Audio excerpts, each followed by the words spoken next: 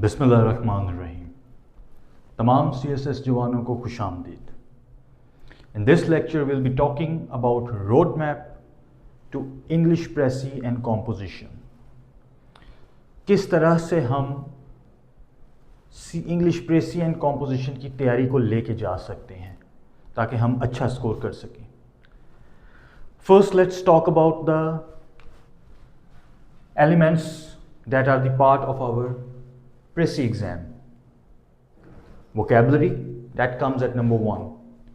There is a vocabulary of 20 marks जिसमें से 10 number के synonyms और 10 नंबर के antonyms होते हैं।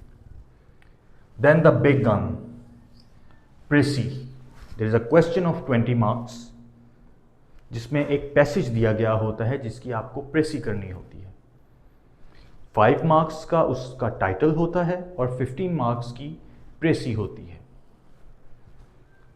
कॉम्प्रीहेंशन, कॉम्प्रीहेंशन पैसेज आता है, 5 सवाल होते हैं उसमें। Each question carries 4 marks and you have to do that. This is also one big gun. Don't worry, we'll be practicing how we are going to do this in the upcoming lectures, but these two, précis and comprehension, are the big guns.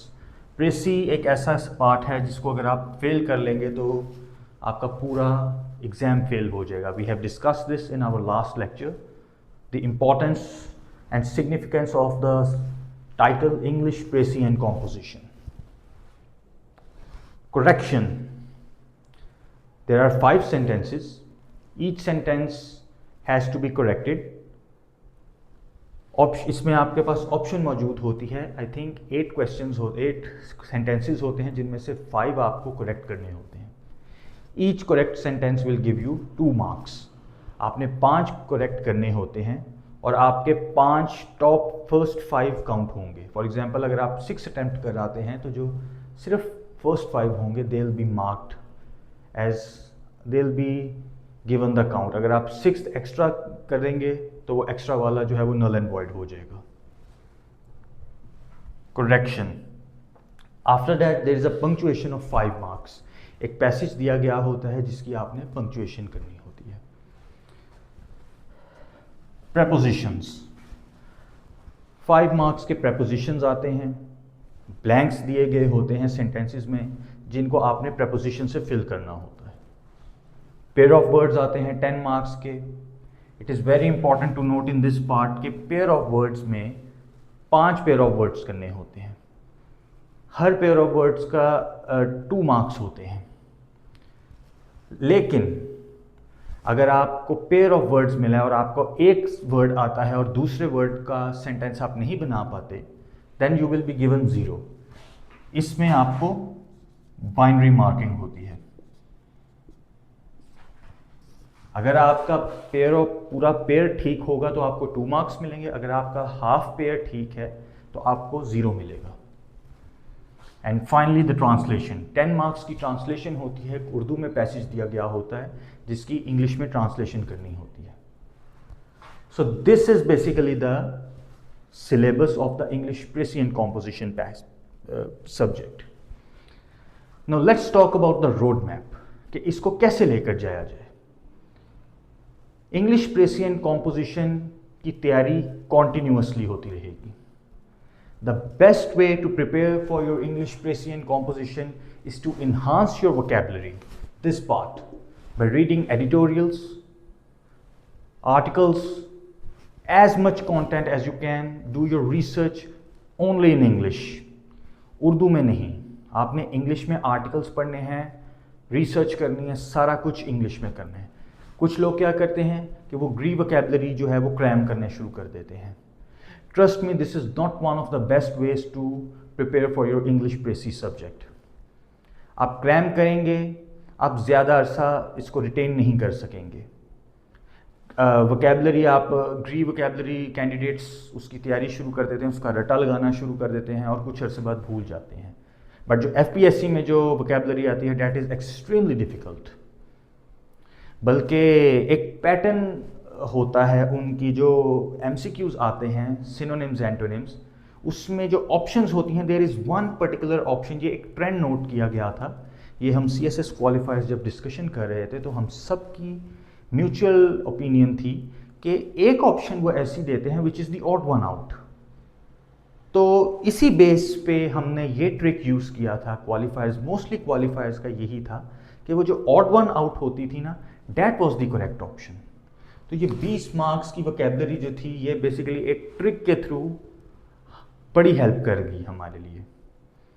In 25 attempt I scored 11 marks out of 20 in the objective part. In 26 attempt I scored 12 marks out of 20. अब मेरे लिए considering कि English precis subject है, I believe कि ये एक अच्छा score है। ठीक, और मैंने ग्रीक की प्रेपरेशन नहीं की थी, मैंने इसी तरह एडिटोरियल्स और आर्टिकल्स और रिसर्च करके वर्ड्स थे, लेकिन मेरी एक अच्छी आदत थी कि मुझे कोई मुश्किल वर्ड मिलता था तो मैं उसको लिख लेता था और उसका उर्दू मतलब ज़रूर ढूंढता था। तो इस तरह से मेरी वोकैबुलरी स्ट्रांग होती गई और इसका सबसे ज़्यादा फ़ायदा मुझे इंग्लिश एसे में भी हुआ। A good vocabulary is vital for your English essay as well. तो इस तरह से हम वोकैबुलरी को अच्छा सा तैयार कर सकेंगे। Precis by itself is an art. इस पे तो डिटेल में बहस होगी कि प्रेसी कैसे लिखनी है, जो हम अगले लेक्चर्स में डिस्कस करेंगे। And so is the comprehension part. Comprehension solve करना, ये दो 20 नंबर के सवाल होते हैं जो कि बहुत ये वो होते हैं जिनमें मैक्सिमम मार्क्स स्कोर किया जाता है। तो इन दोनों की डिटेल में प्रैक्टिस होगी। After knowing how to do precis and comprehension, you must practice daily at least 1 paragraph, या हफ्ते में कम से कम आपने 5 पैराग्राफ्स प्रेसी के और 5 पैराग्राफ्स कॉम्प्रीहेंशन के करने हैं। And get them evaluated by a good mentor और by a good friend who has qualified, who has good knowledge regarding English Presi and composition.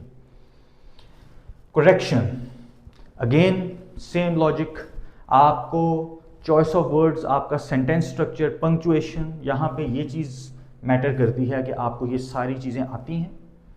If you are good with them, you can also easily score at least 8 marks in this. 8 में से 4 correct हो जाते हैं, आपके easily 8 number आ जाते हैं correction में। Punctuation, again ये प्रैक्टिस विद पंक्चुएशन, आप बेसिक से स्टार्ट करेंगे। फुल स्टॉप कैसे काम करता है, question mark, exclamation, semicolon, colon, everything you need to know. Punctuation, इस पे भी एक लेक्चर होगा जिससे हम पंक्चुएशन की प्रैक्टिस करेंगे। prepositions, again the same idea, daily reading, read as much as you can, speak in English as much as you can, और इससे आपकी prepositions, आपकी vocabulary strong होगी और आपकी correction में और punctuation में बहुत help होगी। pair of words, pair of words का best way ये होता है कि last 40 years या 30 years 50 years के मैक्सिमम जितने भी CSS के हिस्ट्री में आज तक पेयर ऑफ वर्ड्स हुए हैं उनका प्रिंट निकालें। I try to upload that pair of words document on the CSS guardian angel website. आप उसको प्रिंट करें या उसको PDF में रखें और उसको क्रैम करें, बिकॉज पेयर ऑफ वर्ड्स में मोस्टली क्रैमिंग ही होती है। So that is the only way. This is also very highly marks scoring. In fact आप 26 का जो पेपर देखेंगे, most pair of words were from the past papers, और 25 का पेपर देखेंगे तो पेयर ऑफ वर्ड्स आए थे जो वहमो गुमान में भी नहीं थे। हर बंदे के ऑलमोस्ट 0 मार्क्स आए थे। Even in the qualifier I my self scored an absolute 0। But ये था कि आई नो कि मैंने पेपर खाली नहीं था छोड़ना, तो मैंने पेयर ऑफ वर्ड्स, दो आई नो कि they all were going to be wrong, और पेयर ऑफ वर्ड्स में होता भी है कि दो पेयर पूरा ठीक हो तो 2 नंबर मिलते हैं, वरना 0 आ जाता है। मुझे पता था सारों में 0 आना है, but still I never gave up. मैंने सारे पेयर ऑफ वर्ड्स 5 जो थे वो किए, अपनी तरफ से पूरी कोशिश की। अगर कोई तुक्का हो गया हो तो 1 आध ठीक हो गया होगा, बट आई एम श्योर कि 0 ही आया होगा। But still I was able to qualify this subject in 25 and Allah Almighty was kind on me. And eventually translation का ये होता है कि आप अक्सर नोट्स खरीदेंगे बाज़ार से, किताबों में, उनमें आसान उर्दू के अल्फाज यूज़ किए गए, उनकी ट्रांसलेशन ईजीली हो जाती है। FPSC में जो पैसेज आता है that is very complicated. Again इसका यही हाल है, आपको डेली टॉपिक्स पढ़ने पड़ेंगे, editorials, articles, do as much research as you can. अखबार पढ़ें, Dawn, the Express Tribune, international reports पढ़ें, इंटरनेशनल इंटरव्यूज़ को देखें, इंग्लिश में पॉडकास्ट होते हैं उनको सुनें। कोई भी इंग्लिश का वर्ड मुश्किल लगे उसकी उर्दू ट्रांसलेशन ज़रूर कीजिएगा, गूगल पे उसको डालिएगा और उसका उर्दू का मायने ज़रूर समझ के कीजिएगा। हर लफ्ज़ का मायने समझना बहुत ज़रूरी है। और ये चीज़ बेसिकली प्रेसिएंट कॉम्पोजिशन अकेला एक ऐसा सब्जेक्ट नहीं होगा, इसके साथ आपकी इंग्लिश एसे की भी तैयारी होती जाएगी, आपके करंट अफेयर्स और पाक अफेयर्स भी पॉलिश होते जाएंगे इसी के साथ साथ। सो इंग्लिश प्रेसिएंट कॉम्पोजिशन जो है इट्स अ कॉन्टीन्यूअस, इसकी तैयारी कॉन्टीन्यूअस वे में होती रहती है अनटिल द लास्ट डे। इसका कोई स्पेसिफिक टॉपिक नहीं है, इसके यही है कि इसमें प्रैक्टिस और continuity, these two are key ingredients in your English prescient composition subject. I hope I was able to clarify the main concepts, how we can overcome them, and inshallah with little practice you will be able to master writing précis, comprehension, and with good vocabulary and thorough reading you will be able to improve your vocabulary, translation, prepositions, punctuation. Pair of words eventually आपको cram करने पड़ेंगे, there is no other way out. या तो बहुत खुशकिस्मती से आपको आते हों कि दोनों आते हों तो पूरा पेयर आता हो तो well and good, but otherwise pair of words का ये है कि आप वर्ड्स के मायने समझ लें और अपने लफ्ज़ों में आसान जुमले बना लें। मैं इस तरह से तैयार किया करता था। That's all for today's lecture. तमाम CSS जवानों को गार्डियन एंजल का सलाम।